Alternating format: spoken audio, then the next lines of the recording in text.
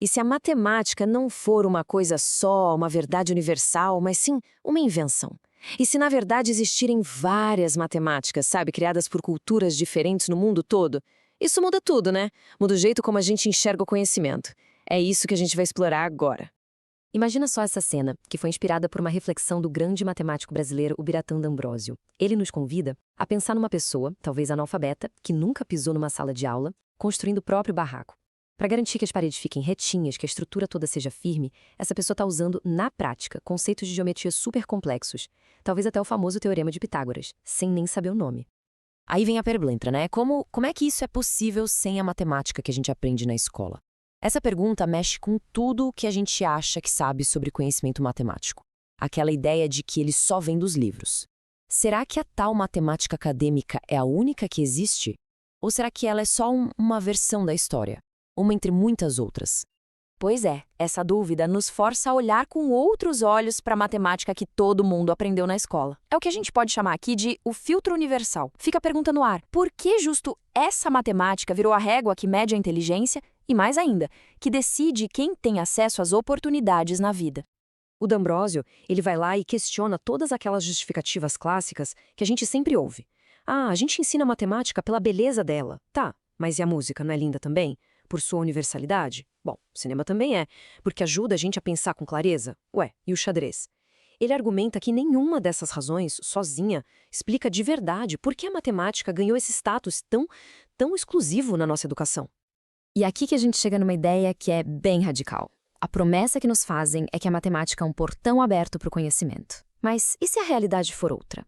O D'Ambrosio sugere que essa matemática acadêmica, que veio lá do pensamento grego, na verdade funcionou historicamente como uma barreira, um filtro social mesmo, que decide quem passa e quem fica para trás, sabe? Acaba reforçando desigualdades e dizendo que só existe um jeito certo de pensar. Ok, então se a matemática tradicional é só uma parte da história, como é que a gente faz para enxergar as outras? É aí que o D'Ambrosio nos apresenta uma palavra nova e, com ela, um jeito totalmente novo de olhar para o mundo. Vamos entender, afinal, o que é etnomatemática. Pensa na etnomatemática como se fosse uma ponte, uma conexão entre a antropologia cultural e a matemática que a gente conhece. E olha, a ideia aqui não é jogar fora a matemática da escola, de jeito nenhum. O lance é abrir os olhos para as outras inúmeras maneiras de matematizar o mundo, formas que já existem, que sempre existiram nas mais diversas culturas. Beleza, vamos quebrar essa palavra para entender a força que ela tem. Etno, primeiro, se refere a um contexto cultural, um grupo com seus próprios códigos. Depois vem matema, que é uma raiz que tem a ver com explicar, com conhecer, com entender as coisas. E por fim, tica, que vem do grego técnic, que quer dizer arte ou técnica. Juntando tudo, a gente tem a arte ou a técnica que cada cultura desenvolve para entender e dar sentido à sua própria realidade. Incrível, né? E quando a gente coloca essa lente da etnomatemática, é como se, de repente, a gente começasse a ver uma matemática escondida em todo lugar. Ela simplesmente foge da sala de aula e se mostra como algo essencial da experiência humana. Tá em tudo, desde o jeito de fazer uma pipa voar até os códigos de uma cultura. A tese do D'Ambrosio é que absolutamente toda cultura cria seus próprios sistemas para resolver os problemas do dia a dia.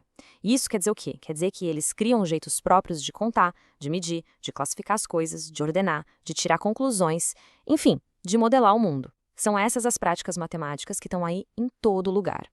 E a gente vê essas práticas em todo canto. Pensa na geometria, na simetria, que são necessárias para fazer uma pipa que realmente voe, ou na lógica que existe numa tecelagem. E é importante entender que o termo etno aqui não é só sobre povos indígenas, não. É sobre qualquer grupo que tenha seus próprios códigos. Pode ser um grupo de artesãos, um sindicato, um time de futebol. A matemática, nesse sentido, vira a própria ação de dar forma e sentido ao mundo. Certo, e o ponto central aqui, o mais importante, é que isso tudo não é só uma discussão teórica, sabe? Longe disso. Essa nova perspectiva muda completamente o jogo. Ela tem consequências reais e muito profundas na forma como a gente ensina, como a gente aprende e principalmente como a gente valoriza os diferentes tipos de conhecimento. Então, como seria essa matemática mais humana na prática? O D'Ambrosio propõe uma educação que vai muito além daquela ideia de que a matemática só serve para ser útil. Ele fala de uma matemática com valor cultural, que respeita o que o aluno já traz de casa.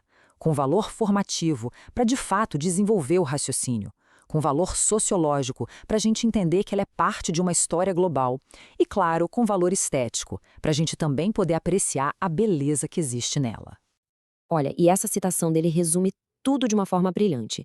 Respeitar o que uma criança ou qualquer pessoa já sabe de sua própria cultura, isso não é só uma tática de ensino, é muito mais. É um ato de dignidade. É o que separa uma educação que impõe um único jeito de pensar de uma educação que realmente liberta as pessoas. E toda essa nossa jornada aqui, essa redescoberta da matemática, foi inspirada na obra fundamental do Biratan D'Ambrosio. É um trabalho que faz um convite. O de olhar de novo para algo que a gente achava que conhecia muito bem e, nesse novo olhar, descobrir uma riqueza incrível que já existe, que está viva nas nossas culturas e nas nossas vidas. E essa mudança de olhar, no fim das contas, não vale só para matemática.